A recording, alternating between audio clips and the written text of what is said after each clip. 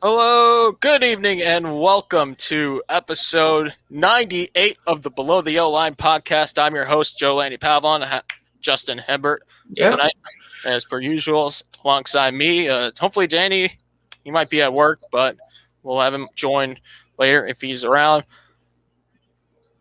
How do you put the 2021 Daytona 500 finish in words, Justin?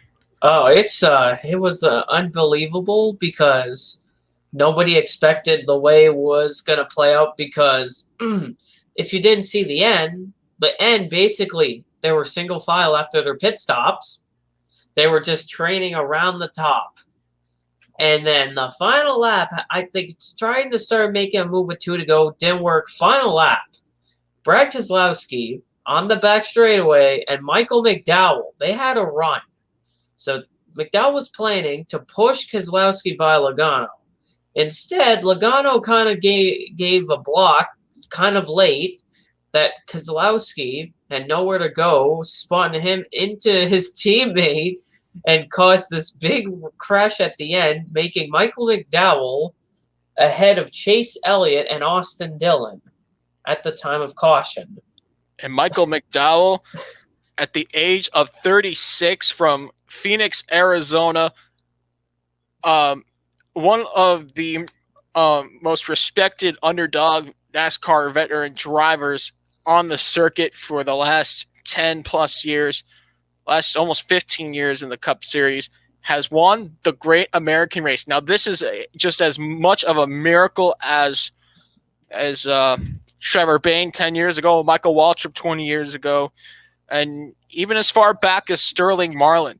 I kind of look at the 1994 Daytona 500 in relation to the 500 that happened last night, because Sterling Marlin, when he won the 500, it was his first career win, and Marlin, was in, I don't know how many races, I can't remember the number on top of my head, but Sterling Marlin was in a major drought in the NASCAR Winston Cup Series at the time. Come 1994, he won the Daytona 500 as his first career win. Nonetheless, it's a remarkable story for a driver who has been in this series for such a long time and seen all the different sides of racing in NASCAR's highest level. And Michael McDowell is a driver that a lot of you guys don't really know too much about outside of NASCAR, but he did start racing in IndyCar back in the Champ Car World Series just a few years before transitioning to stock cars. McDowell scored a podium in the Rolex 24 at Daytona. I think it was 2012 for the Daytona prototype class, if my mind is correct on that. But nonetheless, okay, yeah, I just found Sterling Marlin's number for most for starts prior to first Cup Series win. It was 279. Oh. 8 second place finishes before Marlin won his first Cup race. Of course, the 1994 Daytona 500, a record that was previously held by Dave Marcus. Yeah. Then carried on by Michael Waltrip. 462, and his 463rd start in the Daytona 500 20 years ago. Michael Waltrip crossed the line in front of everybody. Whoa. And then 2011, Trevor Bayne was the quickest driver to win the 500 in his second NASCAR Cup Series start. Yeah. He's the only rookie to win the 500 in attempt number 1. And, of course, Michael McDowell. Now, how did Michael McDowell win this race? Well, let's just focus on the fact that he had a perfect car. He's a great driver on these super speedways. Yep. It's not like Michael McDowell was just a no-name driver for the last 14 years. No. I'll go back to the 2018 July race at Daytona. He was out front for about 20 laps, if memory proves to be correct. He was ahead for a while. Yes, and he did run into trouble, but of course that is a product of, racing. Yeah. So let's go down the running order. Also, let's not forget, McDowell led just the final lap. Yep. And there are two other Daytona 500 champions who led only the final lap of their victorious Great American Race.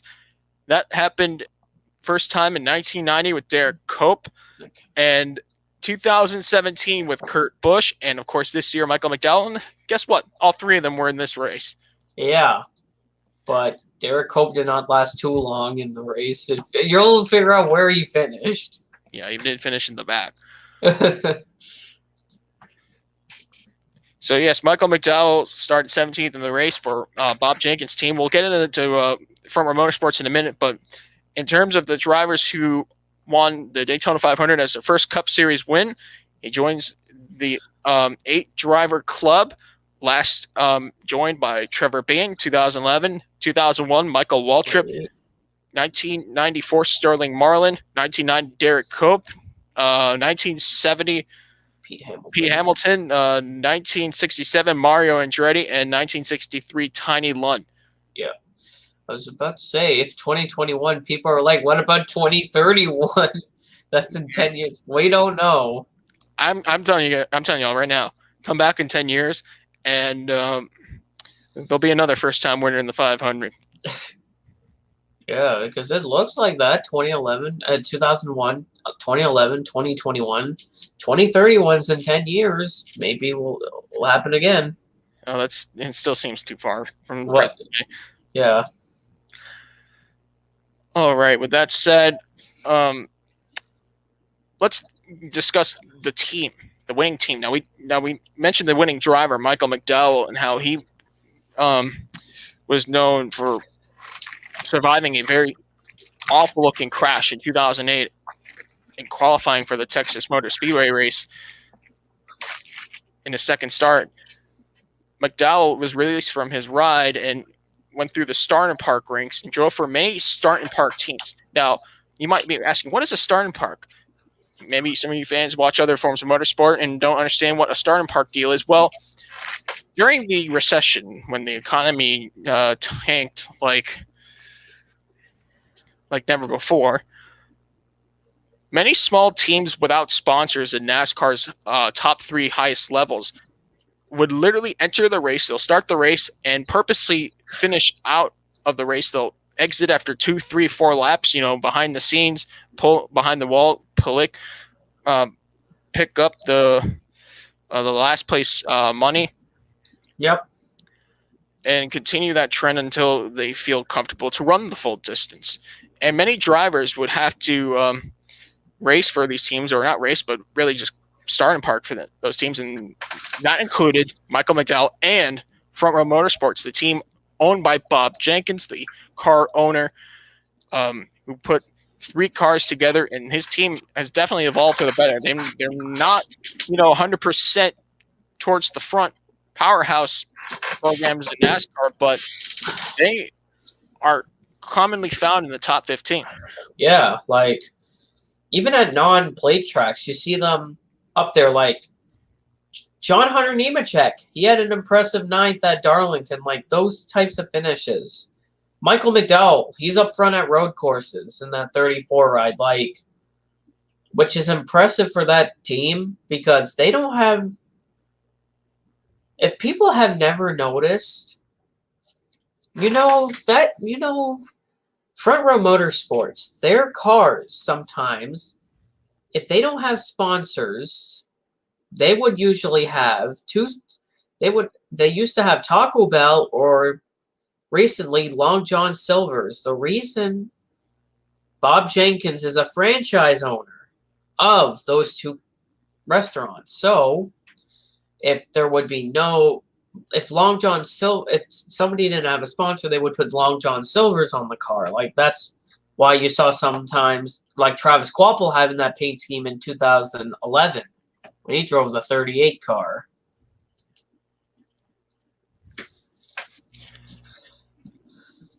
Bob Jenkins would field 1 car to run the full distance, usually 1 or 2 cars throughout the early 2010s. So we go back 10 years ago.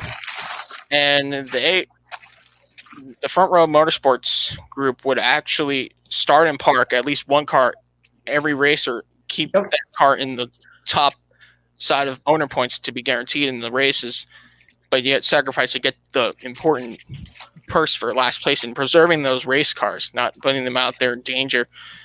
The team has not started and parked for definitely about like 5 or 6 years, and they are not just a sponsored team with drivers who can get the job done, but they have 3 wins with 3 different drivers, all with the same car number, 34. Yeah.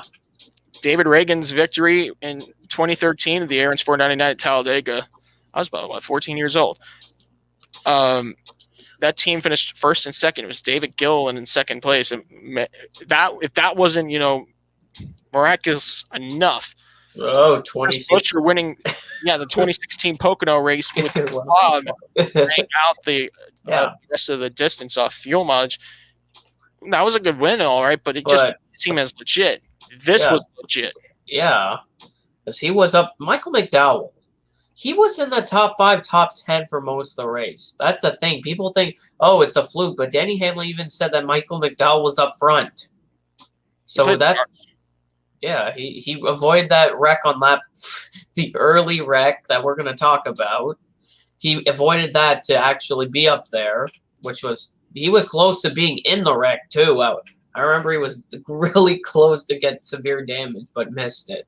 Absolutely, and that made everything possible for McDowell, especially with the rain delay. And we'll discuss that all later. Let's go down the running order here in the 2021 Daytona 500, the 63rd Great American Race. Was won by Michael McDowell from Glendale, Arizona, and Ford. It's Ford's 17th win and Ford Motor Company's 20th total in the Daytona 500. It's the first for McDowell and Front Row Motorsports. Chase Elliott almost won the race. He was just a few inches shy of catching that 34 car, but the caution flag waved. Elliott led 3 laps. He started 12th for his best finish in the 500. I'm sure that win will be there. He's going to try everything, but it's the same thing I was saying about the caution flag. There was a fire. That's the thing. People, there was cars near the catch fence in 3. That was a vicious crash, and there was fire. And even without the caution, McDowell would have got to the line ahead, because McDowell got a run off turn 4 heading towards the line anyway. So he would have got the win, but Chase tried everything in his 9 car to bring Hendrick Motorsports back to victory lane in the 500 since Dale Jr. in 2014. But Hendrick will try next year for the 500. Yeah, and they always seem to perform without any kind of question in qualifying. Front row sweeps. It seems to be the norm for Hendrick Motorsports, but you have to run the 200 laps. You have to run the 500 miles. You got to be there towards the end. Austin Dillon won Duel 2. He finished 3rd in the race after leading 7 laps. Austin Dillon was in the front running most of the race. Yeah. Stayed in the hunt. Yeah. Always a factor. Kevin Harvick, before the red flag that caused a 5+ hour red flag for weather, Harvick led the first 15 laps of the race and 3 more once the race restarted. He came home 4th, was in the hunt, was actually about 2nd or 3rd towards the white flag. Just very impressive run for Harvick. Denny Hamlin. Oh, he was close to making history. He won stage 1, stage 2, led most laps of the race, 98. Oh. Started 5th, finished 5th. And Denny Hamlin, I'm sure if there was another caution or 2 before the end of the race, he would have definitely, put himself in a position to win the 500. Yeah, because Denny Hamlin, there was a thing that people didn't notice. Hamlin lost the lead on the stage 2 pit stop. After stage 2, remember they had that pit stop? Hamlin took 4. Austin Dillon took 2, so that's how. And then Hamlin fell back. He got shuffled out. His green flag pit stop happened, and his stop was slow. They had a slow pit stop. That's why he was mired back. But he missed the big one. that's how he got up there. He finished 5th because missing that big one on the final lap. Yeah. Ryan Preece, who did a great job qualifying into the 500, finished 6th. Ross Chastain, his career best finish in the NASCAR Cup Series, 7th place in his Chip Ganassi Racing debut. 8th place and 9th place. How about Smyrna Motorsports in the top 10? Jamie McMurray, after starting 19th, the 2010 winner, brings it back home. He was about 2 laps down at one point. Yeah, with his top 10. Yeah, and then Corey LaJoie in the other Spire car, number 7. Good run for Corey LaJoie after he was up front last year, but last year that he was in a different team. And you know what? That 7 car is very fast. Yeah, he was up there in the main pack for most of the race. I'm like, wow, which is good for Corey LaJoie. I know people criticized him in 2017. A lot of people criticized how he drove for BK Racing in 2017, but he's cleaned that up. He's been like more solid. Like he's a much more mature driver, I'll tell you. Yeah. And rounding up the top 10, welcome back, Kyle Larson. Larson led 1 lap. He did run into some trouble and was involved in one of the accidents on the backstretch. I think it was a crash with Christopher Bell. Yeah, Bell and that wreck where Bell lost it on his own, and Larson had a little right side damage, and Tampa Bay just scored. Oh, you're watching the Panthers game. Yeah, I just saw that as well. Kyle Larson did a brilliant job in his Hendrick Motorsports debut. I expect a lot from that 5 car this year. Yeah, next race start. Then you got the road course. Then you got 1.5 miles. Dirt Bristol is in March. Yeah, it's gonna be really interesting with Kyle Larson. See how good he's doing because he did good there. And then everyone's gonna be looking at Kyle Larson because of the dirt. Dirt course. Yeah, next race is the road course, which Larson has never ran the Daytona road course. It's going to be his first time at the track. He was part of the overall winning roster in the Daytona 2015. No, I meant like in a stock car. He didn't run last year. Of course. Kenseth ran that race, which that was just Matt Kenseth running So let's go down the results here. Yeah. So Custer, last car in the lead lap, he led 1 lap, started 27th, finished 11th. Cole Custer still has to, get used to the Cup Series. I'm sure with the rocky road 2020 has been, don't be surprised at all if Custer's 2021 performance improves, especially with that win from Kentucky last year. It really proved a lot of critics wrong that, yes, he belongs in the Cup Series.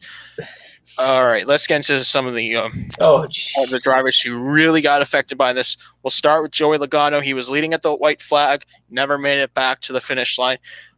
Scored 12th place. He completed 199 of the 200 laps. Logano led 26 laps. Most of them, of course, were the last 26 laps, except for the final lap, of course. Joey Logano, out of the race, the 2015 champion will not get his second 500 ring in 2021. And his teammate that was just doing everything humanly possible to win the 500. That, of course, the 2012 NASCAR Cup Series champion, Brad Keselowski, who started 24th in the race. He was scored 13th, 2 spots ahead of his teammate, Austin Cindric. Brad Keselowski, another year and another defeat in the Great American Race. Yeah. Austin Cindric finished 15th in the race. Justin, your camera is frozen. What? I don't know. It's just I don't know if it's me. It looks like it's you.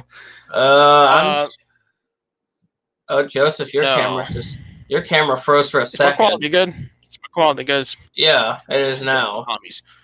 I don't know what's going on. All right, is it good? Yeah. Okay, is your internet good? People, comments, come on. Yeah, we need to know this. Am I getting robbed? I don't know. Come on, people. We need to know. Okay, I think we're good. I think we're good. Yeah, I see. Yeah. There we go. Yeah. There we go. We're back to life. Okay. I was talking about Brad Keselowski here for a second. Brad Keselowski, another year, another near win in the Great American Race. Oh, the Panthers What scored. happened to Brad? What happened to Brad Keselowski? He was close again, but him and McDowell, like I said, they were pushing each other. Keselowski tried to make a move on Logano, ended up clipping Logano and sending both cars up the track, which didn't end too well.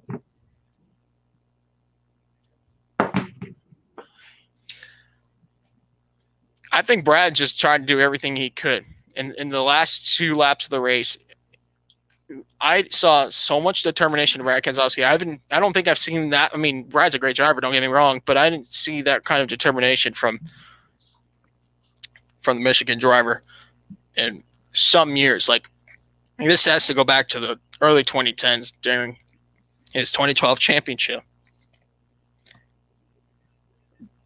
Brad drove his heart out, and he knew that one moment, that one maneuver to go to the inside and turn 3 on the final lap to get by his teammate Joey Logano would be his possibly only chance to win the Daytona 500. It was close.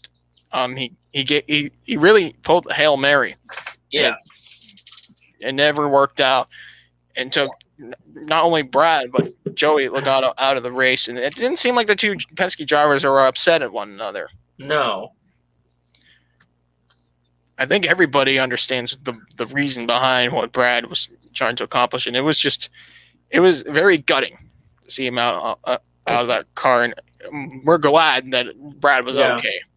Yeah, because that was a hard crash for him. He pancaked that wall hard, and the rear of the car was not even there. There was tires literally flying. It was scary. His fuel cell burst. And yeah, you saw the flames. I was concerned. I was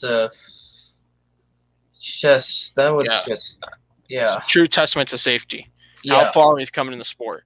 Yeah. Austin Cindric finished P15 in his Cup Series debut. Austin Cindric not only barely qualified in the race, he was just a few centimeters from not even being in the show, and ended up leading 2 laps under green flag conditions with the lead pack, doing a brilliant job.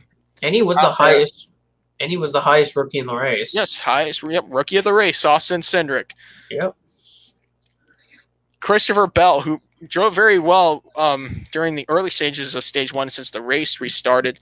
Bell led 32 laps. He started 5th, but managed to come home 16th. Bubba Wallace, while he led 1 lap, he was in the front half of the field for most of the race in the 23-11 racing debut. Yep, he actually got lapped because vibration. So he had to pit, and he was involved in that last lap crash. Yeah. And Brad, of course, not Brad, Bubba Wallace, of course, needed at least a caution in the last 10 laps. It just didn't happen. He would have been the lucky dog, most likely. Brad Keselowski would have taken the free pass. Bubba Wallace, not Brad Keselowski. Oh, I was about to say, I'm like, Brad's driving the 23. Okay, Brad's sleep, man. It's getting to me. Like, the lack of sleep is just, it's there. Well, at least there's no racing until Friday night with the truck race. At least just that. I have 2 college papers to do. Oh, it's perfect. You know, it's almost like Mother Nature knew exactly what my plans were, so that she can ruin them as bad as possible. It was like last year. You know, I had plans on Sunday night of the Daytona 500 last year. I just remember, and nope, couldn't do that. And back to the race, Christopher Bell did a brilliant job. So did Bubba Wallace. The Toyota camp had a plan that just didn't seem to really work out towards the end. Other circumstances, like the crash that Bell had with Kyle Larson and Bubba Wallace having that vibration problem, took them out of contention, really left Hamlin and Kyle Busch out to dry. Truex had severe damage from the big one, the early big one. He had severe. Nope, he did not. He finished, I think, 8 laps down. He was just running in the back. Yes.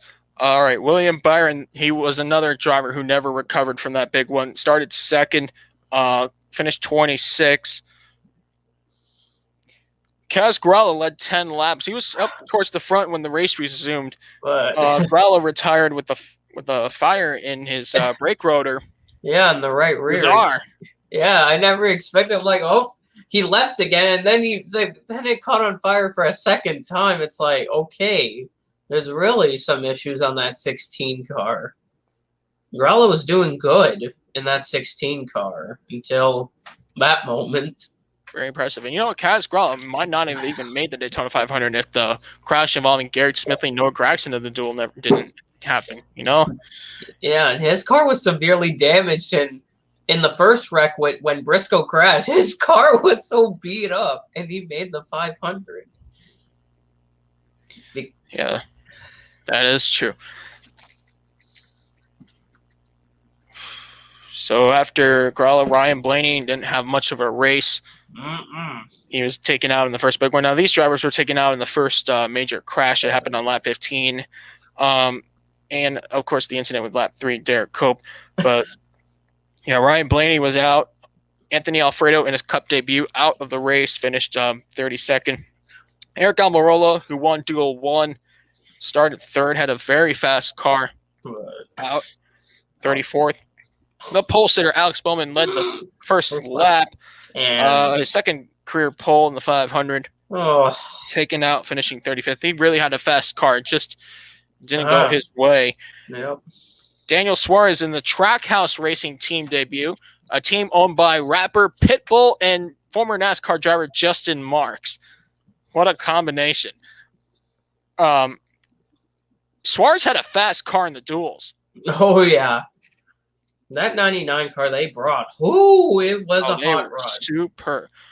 But I was hoping to see them, run the course of this race. It just like those crashes, someone 2-3 rows ahead of you start making contact, and you're involved in someone else in an accident someone else caused.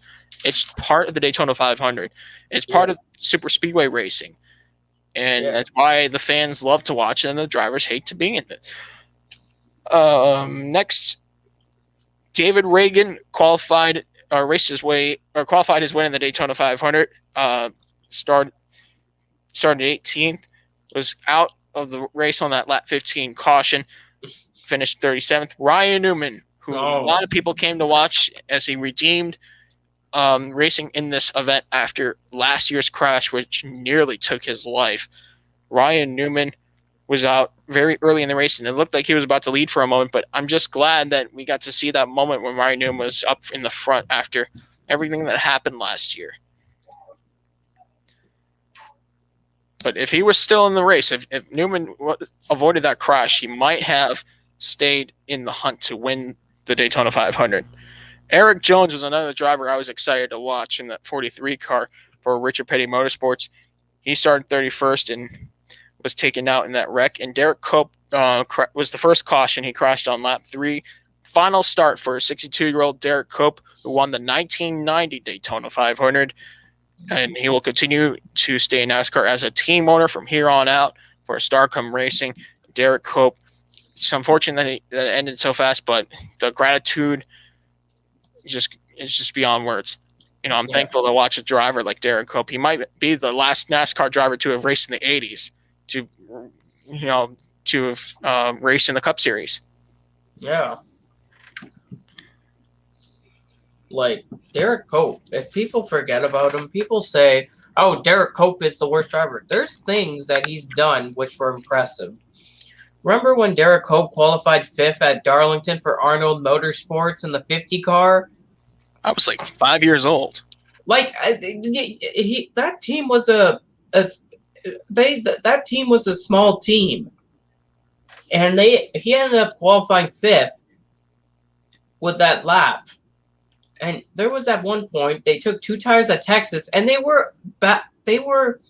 qualified not that good. They took 2 tires. Even on 2 tires, they started passing cars on 4 tires and setting fastest laps. But Derek Cup also brought a team that Wincombe Racing, a team that no one really knew, that was short-lived to not just the Daytona 500 in 1990, but his other win at Dover really solidified his driving skills. That he can win at a challenging circuits in the NASCAR Tour. And, happy retirement. Derek Cup left on his own terms. Yep. Very unfortunate to say this, but many drivers who Derek Cup raced with at the start of his career in 1982 were not able to leave, the sport off their own terms with how the safety, innovations, took a long time to begin. I'll go on and on about that because that's where my next point. This might not be a favorable one for a lot of you fans who like the entertainment side of motorsport, but I've been watching NASCAR almost my entire life. I'm 22, and it seems like 3 out of the last 4 years, the Daytona 500 has come down to a car leading the race or about to lead the race and ending up in the wall violently. Yeah. And this is where the really important questions need to be asked about the style of racing. Is this aero package going to be suitable for the long term? We have a new car coming out next year. New package, new everything. The Gen 6 car has seen different changes in the aerodynamics in terms of racing at the big super speedways when you're going flat out at tracks. Of course, the 2 tracks, Daytona and Talladega, the tracks in discussion here. The run's too big, and what needs to change, Justin? The thing with this package that is so that you notice is the momentum. If you get a push and you're in someone's draft, you're just gonna gain like so many miles per hour, and hitting the back of someone like we saw Kyle Busch off of 2 had a good run.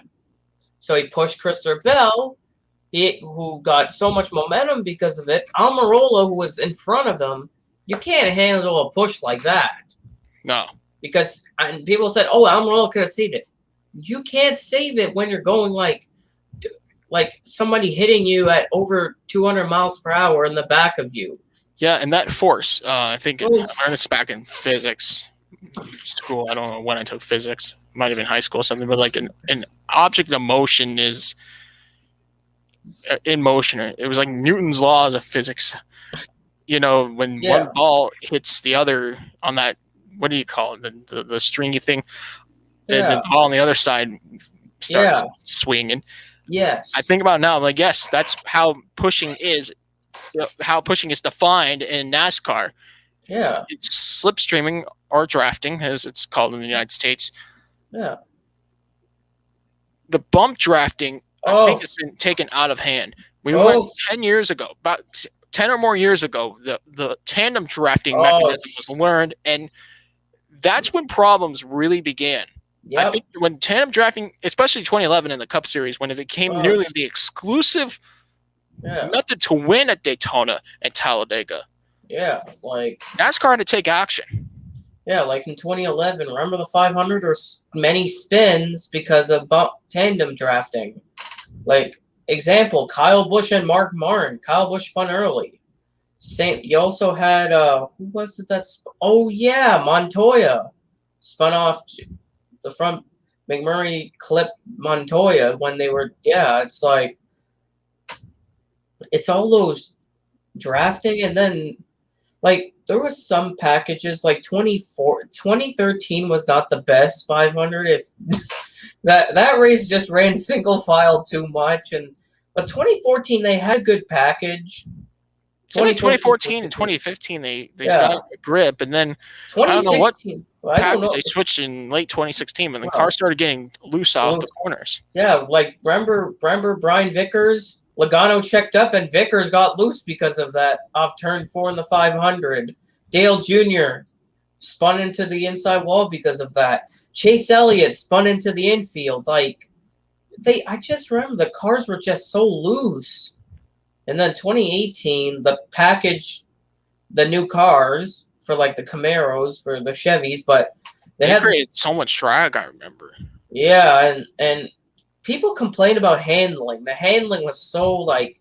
And then 2019, they came up with the package with this current package and the momentum. Pretty much the one that started in the Talladega race back in 2019 is the one we had today. Yeah, like this momentum. I like the package. I think the drivers like it. They're able to maneuver around. Yeah. You used to like. I mean, I'm not a race car driver by any means, but no, you used to like fight a wall of air to pull out of line. Yeah. Let's say if you're single file racing on the top side, you want to go down. That's a risk. You're not just fighting. You think it was an open racetrack on the line. No, there's a wall of air you have to combat and win against. And we've seen many drivers struggle with that, especially the younger ones who are less experienced. And that's what brought out some of the cautions back in the 2018 Talladega race. Oh yeah, but it's like but the problem with this current package that we've had for the last 2 years is the momentum is too high, too severe, and also the speeds are a little too fast. I think NASCAR may need to take a look at the speeds, and maybe they should reconsider the whole yellow line rule. I know it's the name of the podcast, of course, below the yellow line, but it, we're in the 20 years of this rule being placed by NASCAR where passing someone to advance your position underneath the double yellow line is considered out of bounds and illegal. Are we lacking some awareness here? Like of that the apron could be helpful to avoid causing a crash? Yeah, but it's also there's so many things what fans say, I want more speed. I'm like, the reason they reduced the speed, 2018, remember Jamie McMurray's flip in practice? He was going 204. If we had that on this package now, that would not end well. People would be going like 212 right now in the track. And especially not if the cars are they're designed to race in a pack. That's where the concerns begin. And I know everyone's going to have their own opinion about this, but pack racing, I think we're taking pack racing for granted here. The safety features on these cars, of course, we know the evolution. It's 20 years since the death of Dale Earnhardt. Dale Earnhardt's death, without any question, is really the root of all the changes that you've seen safety-wise in the sport of NASCAR and across motorsports as well. But we're talking NASCAR here. Are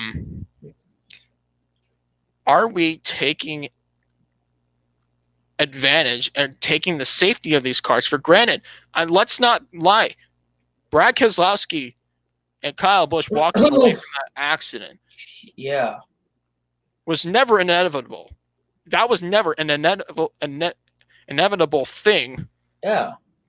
We cannot be out here and say, well, with the safety features that are there, even with the big fire and all the calamity in turn 3, that the drivers are going to walk away and shake it off to race the next day. No.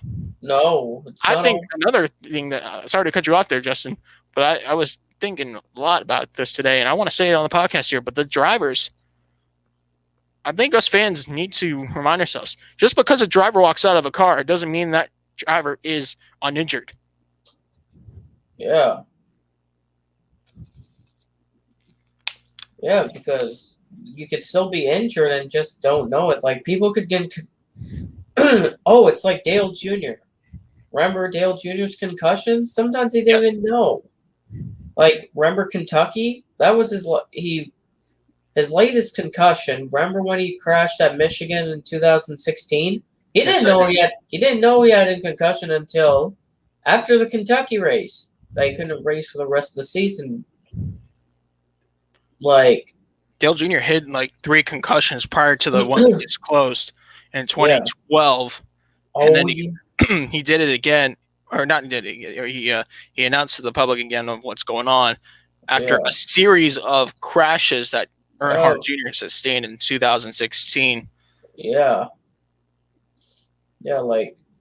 but we're talking about racing at 190 plus miles an hour, 200 miles an hour, and in a 500-mile race, cars are running each other over on the final lap. Yeah. Will we see improvements next year? I mean, it's really not a yes or no question. I think it's just more of a common sense theory. Yeah. That these cars will evolve. The next gen cars have a lot of work to do. Yep. And really, next year is a new page, clean slate, and we'll get some questions answered about the style of super speedway racing in the foreseeable future, beginning next year. Yeah.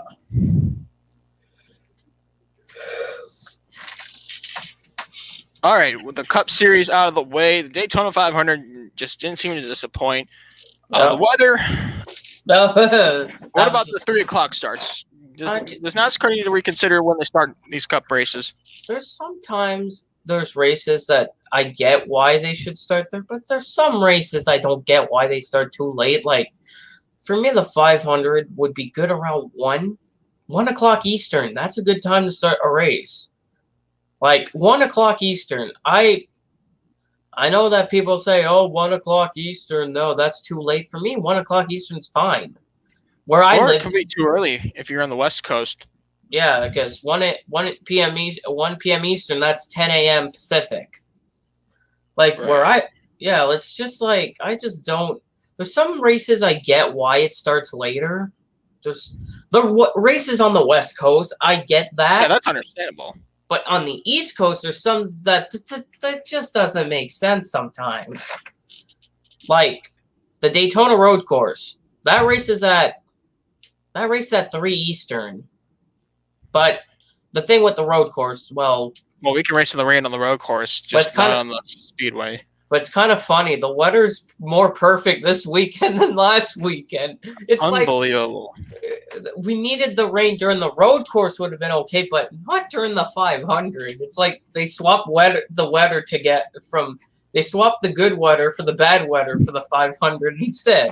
Yeah, and the Rolex was near picture perfect weather-wise. Like, I wanted some rain. It would have made the race a little more interesting. Yeah, and the 500 had rain instead, and that didn't work out. But at least the race got in. I'm shocked that NASCAR got it in by trying the whole track. And Fox, they stayed they were showing programming. Somebody thought the clash was live. Somebody thought they were actually racing the road course, but they just realized it was the clash. It said weather delay on the top right of the screen.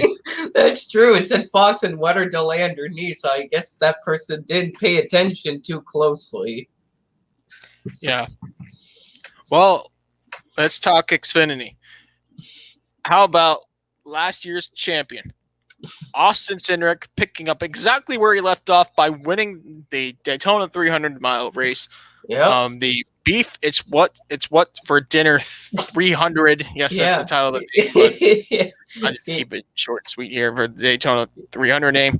Yeah. Austin Cindric, the reigning NASCAR Xfinity Series champion, won the race after leading 28 laps from the pole. Yes, the Xfinity qualifying sessions was canceled. Yeah, they were canceled with rain.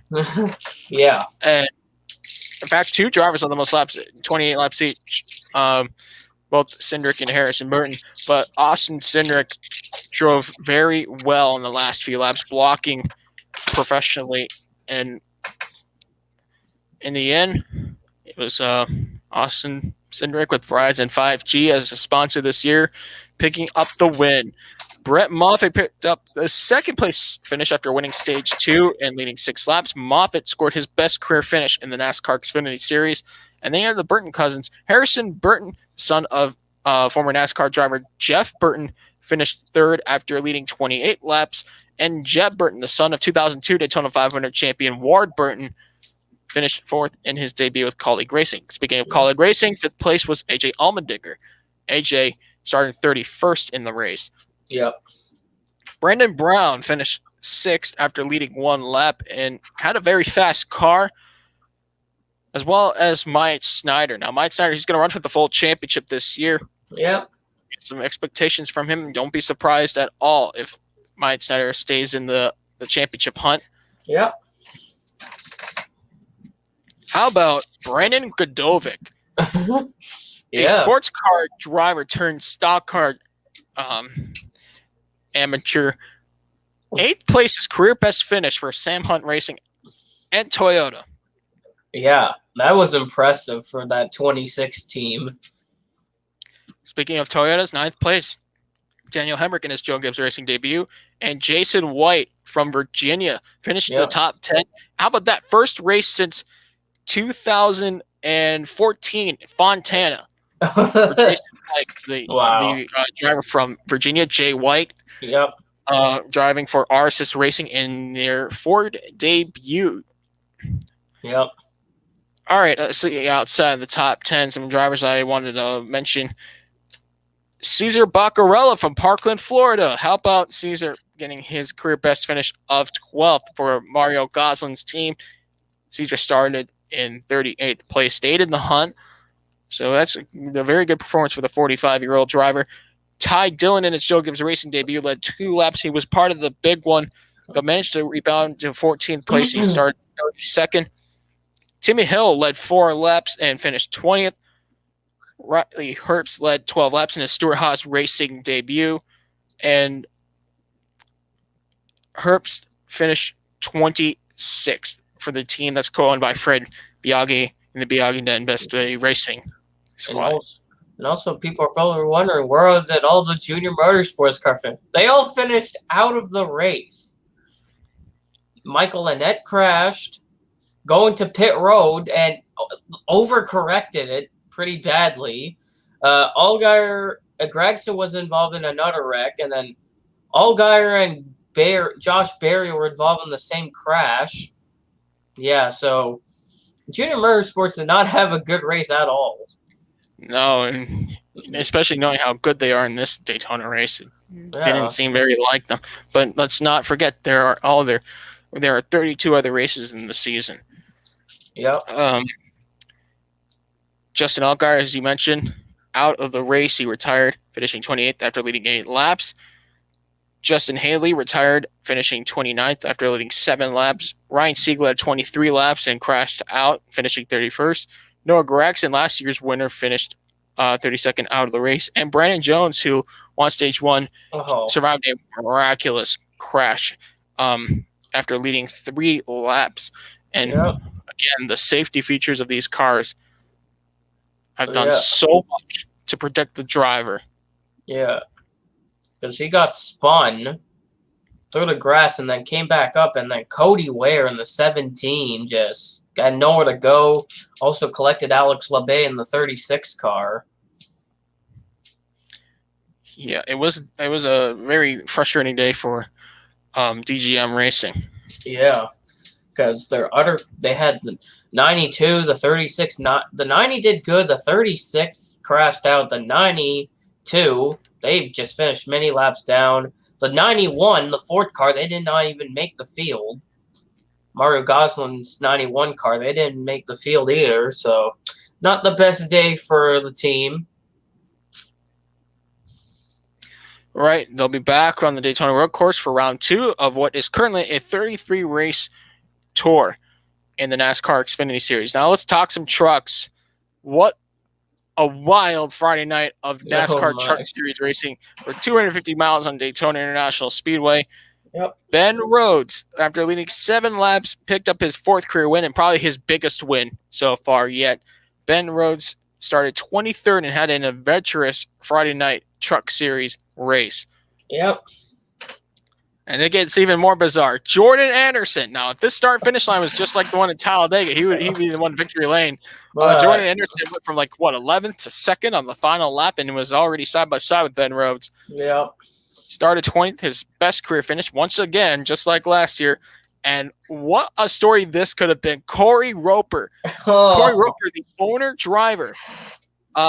Need to say more here. Cory Roper was leading most of the last lap. He never led any laps in the race. But the 43-year-old owner-driver with no factory support almost pulled off this upset when he got passed by Ben Rhodes and Jordan Anderson on the final straightaway. career best finish for Roper. Ryan Truex, I'm a not top 5 finish for the NASCAR Motorsports driver. Ryan Truex finished 4th. And Carson Hocevar, career best finish of 5th for NASCAR Motorsports and Chevrolet. Yep. Sheldon Creed, last year's champion, led 1 lap to finish 6th. John Hunter Nemechek, in his debut with Kyle Busch Motorsports, won Stage 2 after leading 14 laps and started 7th. Cody Rohrbaugh, who finished 3rd in last year's race, in another top 10 effort in his own team. Cody finished 8th in his Chevrolet. Chandler Smith led 22 laps in the race and came home 9th with his teammate Drew Dollar. Now, Drew Dollar in his series debut had a wild race. Yep. Dollar finished 10th. Yeah, Chandler Smith, he actually led the most laps. 22 laps was the most, and he spun in the one, and then the big one happened down that back straightaway with 6 to go. But Chandler Smith, he had a good truck. Very good truck. He was fast. He qualified up front. He was fastest in that practice session. Yeah, the A18, he was a contender. Now outside the top 10, Grant Enfinger led 13 laps. Last year's winner of the Daytona 250 had trouble and finished outside the top 10. David Gilliland led 8 laps in the race after starting 13th. He finished 14th. How about Brian Dozat, age 61, led 2 laps for the FDNY Racing Chevrolet. Yep. Dozat started 28th. Rafael Assar, the Canadian driver in his 2nd year in the NASCAR Truck Series and his debut with GMS Racing. The driver who won Talladega last year made his debut with GMS Racing and led 12 laps, including winning Stage 1. Yep. Brett Moffitt in his Nice Motorsports debut, the 2018 Camping World Truck Series champion, ran into trouble and finished 25th. Timothy Peters in a brand new team, Rackley WAR. Yep. Timothy Peters, the 2010 winner of this race, led 3 laps and crashed out, finishing 28th, retired from the race. Johnny Sauter, the winningest driver at Daytona in the Truck Series, he led 12 laps from the pole and ran into another caution that took Sauter out of the running. Tyler Ankrum, who led 6 laps, was involved in that same accident. Todd Gilliland, the son of David Gilliland, Yep. finished out of the race in 31st. Stuart Friesen from Niagara finished 32nd. The Canadian driver has not won a race yet, and Stuart Friesen had high hopes going into last year. Things didn't go his way, but I think we're going to see a turnaround for the owner driver. Yeah, Stewart's last win is so far Phoenix 2019. He has 2 career wins, Eldora, Phoenix, when he drove for Chevrolet. Now we'll see what happens at the Daytona. I think the Toyota power has really kicked in on Friesen. Yeah, we'll see what happens at the next race at the road course. And then just 2 awful finishes for Tanner Gray and James Busher, which the incident was caused by Tanner Gray. His truck failed right on the initial start, and while the Derek Krause checked up, James Busher made contact, and Busher was pretty much out. Yeah. The 2012 Series champion finished dead last and never even made it past the start line. Well, at least he didn't. That's better than. He didn't. It's not the shortest race that anybody's ever ran. The shortest distance that somebody ever ran in a race is 6 feet. A man named Ernst Louvre. Who the hell are you talking about? No, Josh Rebel made a video about the shortest. Oh, Josh, yes. Josh Rebel, one YouTuber. Yeah, he made I gotta check it out, Justin. You gotta send that. You gotta send it to me. I need a laugh. You know.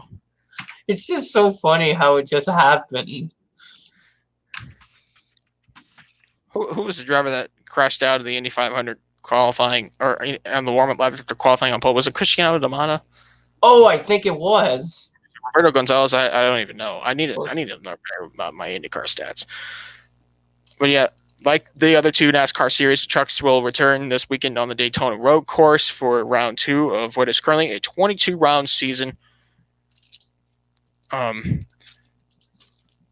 before we get into sports cars, let's discuss the ARCA race, the 200-mile race at Daytona that happened on Saturday. We saw tons of inexperience and a lot of veterans that came back into stock car racing. But in the end, it was 18-year-old driver Corey Heim taking the win. He led 38 laps. Heim will compete for the full 20-race ARCA championship. Yeah, he's going to be a contender for that championship this year. I can tell with the speed of that Venturini Toyota.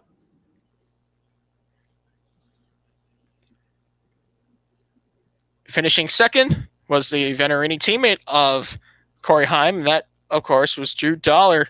Drew Dollar led 18 laps himself in the race. Now, Dollar nearly was taken out of that wreck, which was caused by two other Venturini cars. We will discuss that in a minute. But it's crazy how he managed to, his team managed to repair that car and bring Drew Dollar back into the top 5.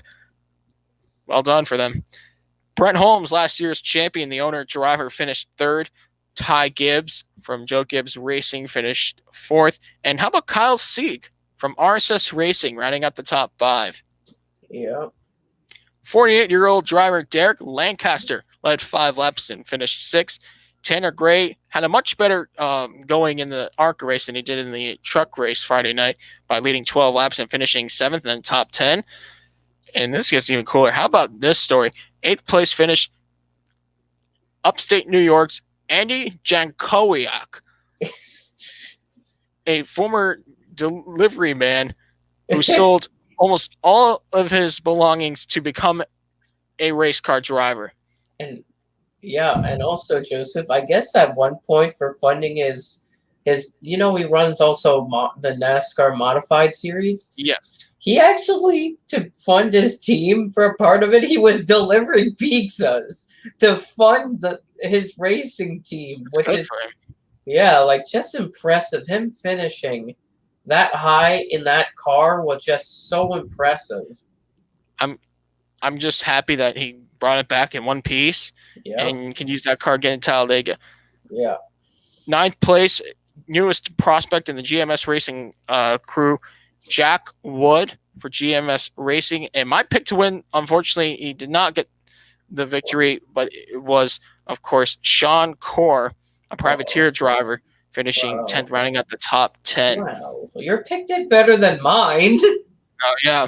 But your pick had a much better going than mine. I don't think Sean Corr was in the running. Jason Kitzmiller finished 11th. John Ferrier 12th. Howie DiSalvino the 3rd. Jason White from British Columbia 14th. Yep. And how about Rich Bickle?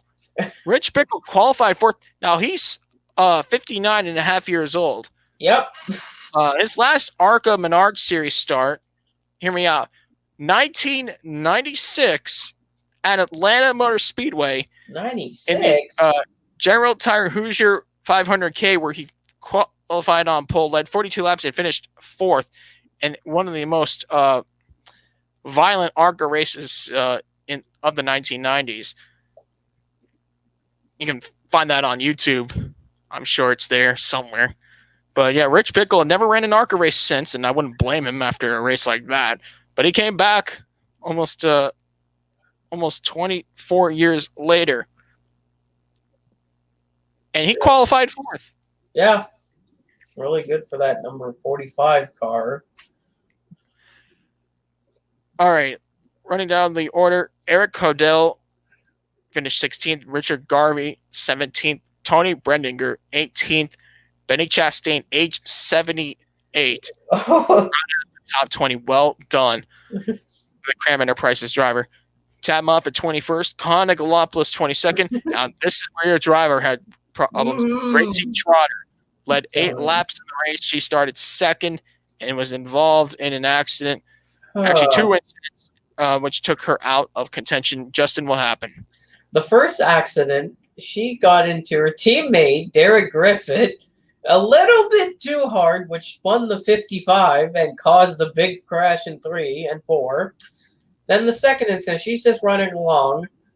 Chuck Hires, driving the 01 for Andy Hillenberg, blew a right front tire in front of her, and she hit the wall and ended up getting damage. And that, yeah. That eventually took her out of any means of contention. Yep. But 8-lap sled, Justin, your pick might have a better going sometime somewhere else in the season. Scott Reeves crashed right out the last caution. Chuck Hires. How about Chuck Hires? I know he's 61 years old. Yeah. And drove very well. Had a fast car, ran in the top 10 most of the race, even the top 5. Yeah, but then his tire let go, which didn't help anything. Really sucks for Chuck Hires after last year. Remember Chuck Hires last year? He crashed on the backstretch. Haley Deegan turned him last year on the back straightaway. But this year, he was running good until his tire cut down. It really sucks. Really sucks for him. Yeah, it's very unfortunate that it turned out to be, like that, especially with a tire going down. You can't control a tire. No, you can't. D.L. Wilson finished 26th. Dave Mayer III, 1978 Snowball Derby winner, 27th. Willie Mullins, 28th. Grant Van Alts, who made his first ARCA start since 2002, qualified 3rd, was taken out in the big one, and had to settle for 29th. Derek Griffith led one lap, the lap before everything went wrong, and finished 30th out of the race. Nick Sanchez for Rev Racing, 31st. Scott Melton, 32nd. Owen Smith, no relation to team owner Brad Smith, 33rd. And Brittany Zamora, 34th, last out of the race. Now, let's talk about Brittany Zamora's car for a moment. Yeah. If people were wondering about that car she's driving, there's history with that car. This car is chassis 005, which was built in the late 2000s by back then Sapco Racing. Yes, Felix Sabatas. Yeah, and then that was the chassis that Sterling Marlin ran. For most of the races he ran at plate tracks was with that chassis, including the 2001 Daytona 500. He was in that same chassis, which he had a fast car, really fast car that race. 2002, they brought 005 back in 2002, which that didn't go well because you know what happened. He pulled the fender and NASCAR to send him to the rear. That chassis has had so much history because they ran. At first, people thought after the chassis went out of the Cup Series, they thought it was moved to Cunningham, but Cunningham never actually had the car. It was another team. Before Terry Jones got the car, was another team that closed down. They sold it to, before Red Jones Racing, it was Terry Jones, bought the chassis, started using it when he ran at plate tracks, and when Mark Redday took part of the team over, they kept the chassis. They kept that chassis, and that chassis has had success at plate tracks, like good finishes there. And chassis are actually preserved and rebuilt for lesser level racing. Yeah, it's like people always think, all the older chassis always go to like lower series. Well, not all of them. Like there was 2 chassis from Roush Fenway Racing in the 2000s to 2010s that Go Fast had. Go Fast had chassis 706, which was one of Greg Biffle's chassis. But the oldest car that Go Fast had was from 2008, the short track chassis, RK568, which was for the 6 car. You could have older chassis. It's also like that chassis that existed for 20 years, the chassis named Freak, which was built by Bobby Hamilton Racing, lasted from 1998 all the way till 2018. Chassis just last. It's so. I think that is one of the coolest Coolest stories about motorsports is that everything has preserved. Yeah, you might look at it as a hand-me-down, but really, I like knowing where equipment comes from. It's really interesting. Yeah, like so. So yeah, ARCA. Next ARCA race for will be Phoenix on the 12th of March, as of the time of this podcast. Yep. And for the ARCA Menard Series, will be round 2 of 20, and for the ARCA West Series, will be round 1 of 9. They're doing a collaboration race. Yep. This year as part of the Phoenix race weekend in Arizona.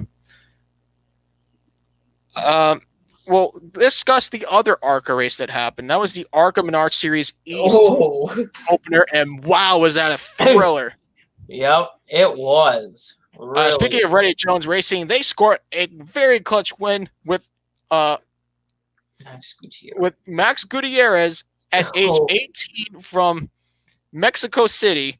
He led the last lap, the only lap that counts, in a 3-wide battle against Sammy Smith and Taylor Gray. Now, Sammy Smith led 78 laps. He's a Joe Gibbs Racing prospect. Taylor Gray, a Ford driver, led 43 laps. But Max Gutierrez led just lap 187, the one that counted. Yeah, Taylor Gray was leading until Sammy Smith hit him in the rear of the... So that pushed both of them up the track. Max Gutierrez, just there in third, goes to the bottom, takes the lead, and edges both of them out at the line. Absolutely, Justin. The fans in attendance in New Smyrna Beach Speedway definitely got their money's worth on Monday night. Mason Diaz led 10 laps to finish 4th. Joey East finished 5th, newest member to the David Gilliland squad. Yep. Daniel Dye Racing finished 6th. Colt Hensley finished in 7th. Brendan Oakley finished in 8th. And 9th place was Parker Retzloff, who led 55 laps in the race. Yep. Now, Parker had problems and took him out, actually 2 laps down. So Parker Retzloff had to finish 9th. Willie Mullins ran out at the top 10. And how about Raja Carruth? Now, Raja Carruth didn't have the race he wanted, but he'll have better days. The Rev Racing rookie finished 11th.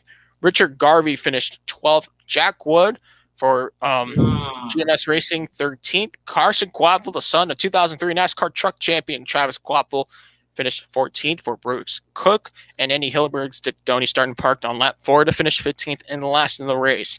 Yep, the reason there was only 15, there were 16 entered. Chuck Buchanan Jr. crashed on his second qualifying lap in the 87. And they didn't have a backup car, which I'm like, I was wondering because I remember during the before the podcast started, Joseph, after the podcast. No, it was after the podcast. Oh, it was during the podcast. Yeah, qualifying started. I was like, why is Chuck Buchanan not running another lap? I checked Twitter. He crashed in turn 1 on his second lap. That's why he couldn't run the race in the 87.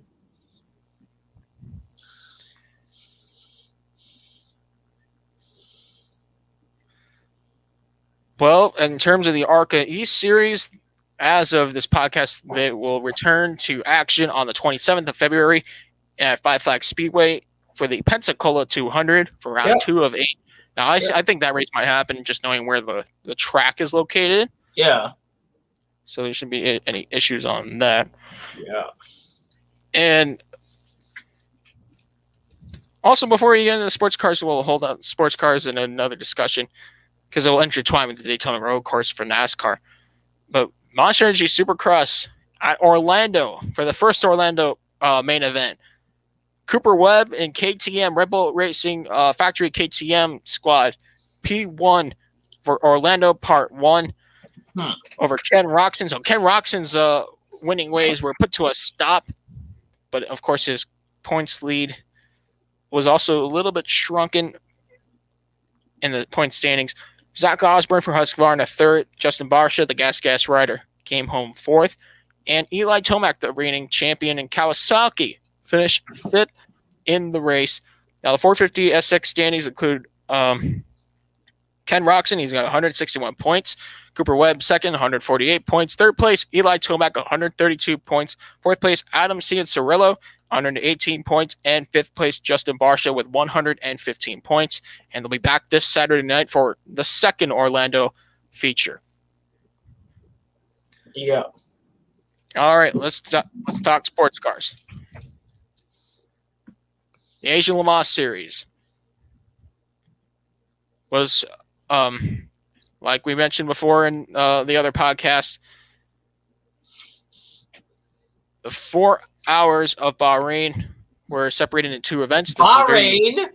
Bahrain. I can't believe I said Bahrain again. Oh my. 4 hours of Dubai. I was about to say, did they secretly go to Bahrain without me? They did not, Justin. This is the WEC. It's a little bit close, but it's not the WEC. Oh my gosh. I am just getting out of it. G-Drive Racing, number 26, sweep both of the 4 hours of Dubai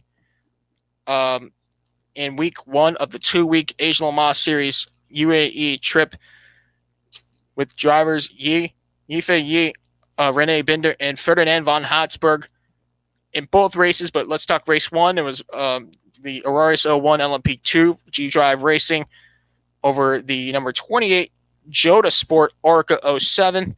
Third place, number 5 Phoenix Racing ARCA. Fourth place, number 25 G-Drive Racing Aurus-01. And fifth place, the all-new LMP2 team, Racing Team India, in their ARCA finished fifth. And the LMP2 AM winner was the number 18 Era Motorsport ARCA 07, the team that won the Rolex 24 Hours of Daytona LMP2 class just a few weeks ago, are doing exactly what they need to do to receive credentials to race in the 24 Hours of Le Mans this year. The Panthers just scored again, 2-1. Yes. All right, in LMP3, it was United Autosports. Should anybody be surprised by United Autosports at this point? It was the number 23 car. They also swept the weekend. Wayne Boyd, Manuel Maldonado, and Rory Penttinen. Oh, I said the 23 for race one. Yeah. I both knew races. Wow. Manuel Maldonado. I knew he was going to do something and not be like past or crashing. He didn't crash, at least. In the GT3 class, or the GT class, for race one, it was GPX Racing, the team that won overall in the Dubai 24 Hours a few weeks ago, was dominating, but the driver in car, Alain Ferte, was a little too impressive. Even at the age of 65, he made a late race mistake, spun out in the final hour, and the team had to sell for fourth, giving the Renauer twins and Ralph Bowen a win for Herbert Motorsport Precote, number 99 Porsche 911 GT3R. So they were gifted a win, but it's just not how you want to win these races. You want to work for it and be up there, but a win is a win. And speaking of the AM class credentials, that went to the number 66 Rinaldi Racing Ferrari 488 GT3. But let's go in the top 5 real quick. Second place was the number 7 Inception Racing with Optimum Motorsport McLaren 720 SGT3. Third place was the number 34 Walking Horse Motorsport BMW M6 GT3. Fourth place, like I mentioned, was GPX Racing Porsche. Fifth place was the number 88 Garage 59 Aston Martin Vantage AMR GT3 in class. Now race 2. So race 2 isn't much different. In fact, all of the classes won, all of the same cars except for the GT class won their class. And, of course, that overall win goes to LMP2 for LMP2 team G-Drive Racing. Yeah. René Binder, Yifei, and Ferdinand von Habsburg. Okay. Number 26. They are the points leader at the end of this race. We'll get into the points later, actually. We'll look at that. What happens if the 26 car wins all the races? People are going to say, but that's going to be weird. Fans are like, why does this 26 keep winning races? Well, because they're good. That's true. That team is strong. Those drivers are really strong also. Yes. G-Drive Racing came home first and second in race 2 of the 4 Hours of Dubai. Number 25 finished second in the drivers in that 25 car for G-Drive Racing include Franco Colapinto, the pole sitter for race 1, Rui Andrade, and John Falb. That's the 25 car for G-Drive Racing. Yeah. Third place was the number 5 Phoenix Racing ARCA. Fourth place, number 64 Racing Team India ARCA. And fifth place, also the LMP2 AM winner of the race, number 18 ARA Motorsport ARCA 07 with Dwight Merriman, Kyle Tilley, and Andreas Lascaratos behind the wheel of that car. LMP3, same team, same driver, same car, number 23, United Autosports Ligier JSP320, driven by Wayne Boyd, Manuel Maldonado, and Rory Penttinen. Second place, the number 2, United Autosports Ligier. So the United Autosports first and second in their class. Third place was the number 8, Nielsen Racing Ligier. Fourth place was the number 63, DKR Engineering Duquesne M80 D08. Fifth place was the number 3, United Autosports Ligier in the LMP3 class. And in GT, United Autosports finally succeeded in redemption. GPX Racing. I don't know what I'm talking about. Oh my gosh. You kind of see where I'm. Yeah, I think you would need some sleep, Joseph. I need sleep, like, badly. Yes, GT, not United Autosports, no, but GPX Racing. Yeah. GPX Racing get the win. They nearly won, so they successfully redeemed after race 1's defeat. And they also have the points. We'll get into that in a minute. Yep. Julian Edlauer, Alain Ferte, and Axel Jeffries behind the wheel of that car. Rinaldi Racing number 55 car, Ferrari 488 GT3 finished second. Third place, number 88 Garage 59 Aston Martin Vantage AMR GT3 finished third. Fourth place, number 1 Hub Auto Racing Mercedes. I almost said Hub Auto Corse, but they're no longer Ferrari. Yeah. Hub Auto Racing Mercedes, just outside the class podium. Fifth place, number 99 Herbert Motorsport Porsche, the race 1 winner. And the AM trophy for the race in GT3 went once again to Rinaldi Racing, number 66 Rinaldi Racing Ferrari 488 GT3, with drivers Christian Hook, Patrick Kujala, and Manuel Lauk. So the points, we'll go through this by each class. LMP2, it's all United Autosports. In LMP2? Did I say United Autosports again? Yes. G-Drive Racing. It's G-Drive Racing. Yeah. I was about to say, I'm like, did United Autosports secretly take the points lead randomly? I'm like, they didn't win, so it should be the 26 in the points lead. Yes, G-Drive Racing, I meant. Yeah. Maybe my mind wants me. Maybe my head's telling me, hey, you should become a race car driver and drive for United Autosports. Call Zach on the phone. Just randomly ask for a seat.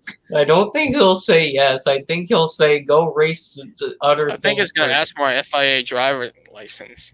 Yeah, and you don't have one right super now. License. Yeah, you don't have one, so that's not going to work out too well. All right, 26, G-Drive Racing over the 25. So 50 points for number 26, 32 points for number 25. Phoenix Racing, 30 points. 28 points for Jota Sport and 22 points for Racing Team India. LMP2M, it's all Aero Motorsport. 52 points for number 18 and Euro International O-Jets Ligier. 18 points. So Aero just has to be problem free and cruise to to AM victory in class for the next 2 races. They'll be fine. Yep. LMP3. Now I can marvel about United Autosports all I want. They are 1, 2, and 3. Number 22 in first with 22. 23. I was about to say it. Number 2 is in second with 30 points, and number 3 is third with 25 points. There's United Auto Sports. I knew they were in LMP3 leading it, not LMP2. I'm sure they would probably be leading LMP2 if they entered that class. Yeah. But they usually run the European Le Mans series. That's true. Nielsen Racing 4th and 5th, 18 points for car number 9, 15 points for car number 8. RLRM Sport, 14 points in 6th place. DKR Engineering, the only Duquesne in the LMP3 field for this year, 12 points. Phoenix Iron Force Racing, 10 points. CD Sport, the Spanish team, 8 points, 9th in class standings. And ARC Bratislava just not having the pair of races they were hoping for. 4 points, 10th in class standings. Oh. All right, let's talk GTs. This is where it really gets close. Because of GPX Racing's misfortunes, their points lead is only by 1. 37 points for number 40 GPX Racing Porsche compared to the number 99 Herbert Motorsport Porsche, 36 points. It'll be close. Just like I feel like we might see something like the European Le Mans series again, where they're gonna have to do count back with a tie or something. Number 7, Inception Racing with Optimum Motorsport McLaren. Very good effort by them. 26 points so far. Garage 59 Aston Martin Vantage, 25 points. Rinaldi Racing, number 55 Ferrari, 22 points. Walking Horse Motorsport, BMW, 15 points for Walking Horse Motorsport. The 01 Haboto Racing Mercedes, 12 points. 97 Oman Racing with TF Sport Aston Martin, 12 points. Formula Racing, number 60 Ferrari, 8.5 points. Car Guy Racing Ferrari, number 57, 6 points. That's your top 10. And in the GT class award, that goes to number 66 Rinaldi Racing Ferrari. They're 50 points to the good by winning both races. Kessel Racing Ferrari, second, number 27. And Walking Horse Motorsport BMW, number 35, third in points. Yeah. So, yeah, this weekend we have the 6 hours of Abu Dhabi. Same team, same drivers. Yep. What are the expectations? It's a different circuit. We got Yas Marina circuit now. Yeah. No longer the Dubai Autodrome. Yeah, it's a new circuit, which is going to be interesting. It's not going to be like an F1 race there. No, F1 cars are... Open wheel cars are different than sports cars, just saying. That's correct. I feel like it might be a good race. Might be some battles around the track. Probably some battles between classes and possibly victories. We'll have to see because we don't know who's fast until practice and qualifying because we don't know who's going to be fast in practice. You can't tell from just looking at a car. Like, people are like, oh, G-Drive, but this is not the Dubai Autodrome. This is Abu Dhabi, the Yas Marina circuit. Completely different.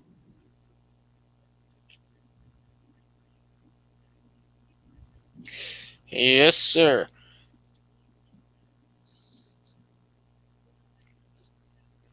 And I think it's safe to say G-Drive Racing might finish this championship up. Yep. They could sweep. It's realistic there. Yeah, they can. 4-1. Anthony declared to score as a Florida Panther. I'm sold, man. Wow, I guess that Tampa did not put the best goalie, I guess, tonight. I can't complain watching the Florida Panthers win. They lost against Lightning last week. Well, Joseph, they have Drieger in net. Bobrovsky, I don't know. That makes sense because Chris Drieger actually knows how to get the job done. Yeah, sometimes Bobrovsky it looks like he gives up. Yeah, it seems like, Sergei Bobrovsky went from Vezina Trophy winning goaltender to beach ball getting scored on by beach balls in the Florida Panthers. Quite literally the way he's been playing. But hey, I wish it were the third period. It's still the second period. Knowing the Florida Panthers like to play 2 periods of hockey, not 3. Okay, let's get back to racing because this isn't the below the goal line podcast. Or below the hockey. It's not the world below hockey. The crossbar. Or it's not world hockey media. This is world racing media. You're giving me ideas, Justin. All right, let's get back into the 4 hours of Abu Dhabi preview. This is not Creventic. It's and it's not, and we're not Bahrain either. No. All right, I'm going with G-Drive. I think they have exactly what it takes. Yeah, I also have them because they're just so fast. Their drivers are really experienced, and their drivers are fast, really fast. They just need to get used to the new track, and it'll be very simple to cruise to victory. And let's talk GT. Who will win the GT championship? Can it be GPX Racing? Will it be Herbert Motorsport? They're 1 point apart, or maybe 10 points apart. And Inception Racing with Optimum Motorsport. The McLaren, the Garage 59 Aston Martin, they're still in the hunt. What if the 2 Porsches have a problem? Who knows? We'll have to find out. Race 1 is this weekend, and race 2 will be the following day, just like last week. Yep. All right, let's talk some NASCAR. The NASCAR Cup Series, round 2 of the 36 race tour is at Daytona, but on the road course. First road course race of the championship. Yep. And only one race here was held. It was last year. Chase Elliott, Motorsports, and Chevy took the win. Will Chase Elliott win again this year? I'm just going to make it easy and say yes, he will. I have someone else winning this race. My pick, this is a real dark horse. This driver, he's a full-time Xfinity driver. He's part-time in Cup for a team that might have ran yesterday. Where this is going, Justin. Driver of the number 16, AJ Allmendinger, is going to win at the Daytona road course. Yes. I mean, if you can claim this track over a 24-hour race, that sounds like an easy task. AJ, I think he hasn't been in a Cup car in a while, so it might be a tough adjustment, especially with no practice or qualifying, any of that. But we'll see. We'll have to see. I have AJ Allmendinger in the discussion for another topic, but Chase Elliott, he's just too good. He's just too good. He really could have won the Clash. 5-2? Oh, my God. Barkov. Barkov doing exactly what he's supposed to do. Score goals for the Florida Panthers. I'll take it.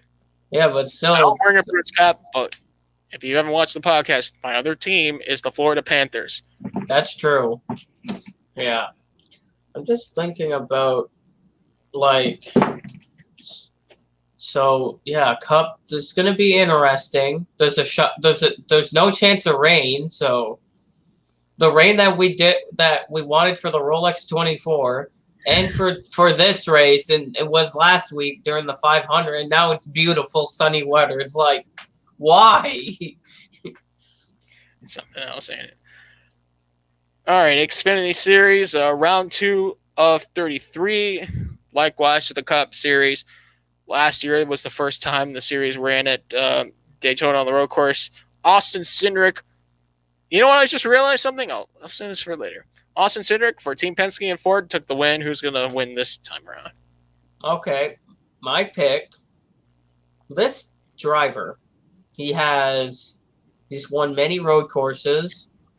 This guy drives for Team Penske. Austin Cindric will win again at the Daytona road course and be the only winner there so far. I concur. I'll go with AJ Allmendinger for the Xfinity Series. And in the Truck Series, Sheldon Creed for GMS Racing and Chevrolet won the race last year. It's the second round of a 22-race tour. Who will win it this time around? This might be a very competitive race.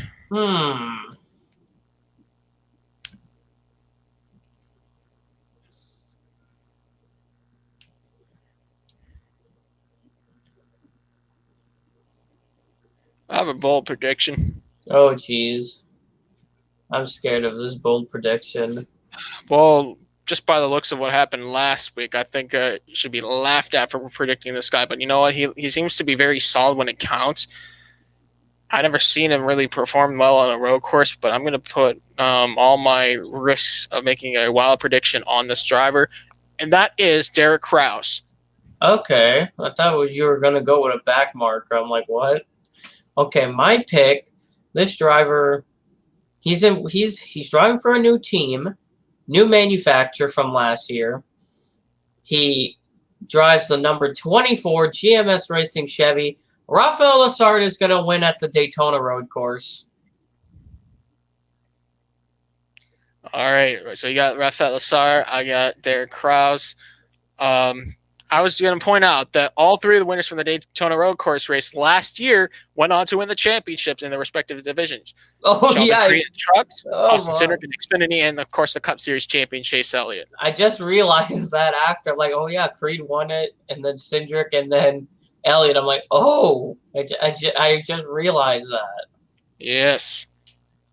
All right. So, yeah, the Daytona 500 is in the books, and boy, what a wild race weekend that was. I don't think, all the racing that I've seen at Daytona that it has been as crazy as this. I'm just glad everybody was okay after those accidents. Seriously. Yeah. I hope NASCAR can really take a further look at the package, for the new next-gen car and introduce some better pack racing for the future where, we can all, proceed without such chaos. But Daytona 2021, the 500 weekend is over, but we still got some racing to do at Daytona on the road course. Yep. The season's begun for NASCAR. And if you're watching NASCAR by the numbers, please check out their show. They have some great content. Road course racing, we got 7 road courses on the NASCAR Cup Series schedule. That's a record-setting number. Yeah, and this is one. Number one. Out of the 7. I think NASCAR and Jim France and company, they should really consider making a road course trophy, like for like an incentive for drivers to show up on the road course races. And if you win X amount of races on a road course, you get a bonus check or something. Yeah. It's just something to think about. So yeah, next week we'll be back for the Below the O-Line podcast on episode 99. We're almost at 100. We'll preview supercars and what to expect for the new Australian V8 Supercars Championship and what you need to know for all the buzz and motorsport. For my partner, Justin Hebert, I'm Joe Landy Pavlon signing off. Have a good night.